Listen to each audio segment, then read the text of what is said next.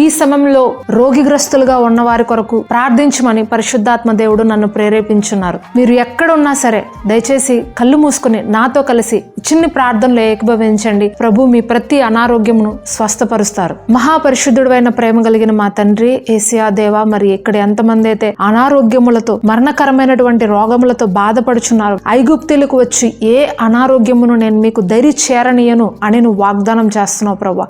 నిన్ను స్వస్థపరిచి యెహోవాను నేనే అని వాగ్దానం చేస్తున్నావు తండ్రి. మరి ఇక్కడ ఎవరైతే అనారోగ్యములతో గత సంవత్సరాలుగా బాధపడుచున్నారో నా తండ్రి, నీ ప్రియబిడ్డలందరినీ నజరేడైన యేసు నామంలో స్వస్థపరచుచున్నాం తండ్రి.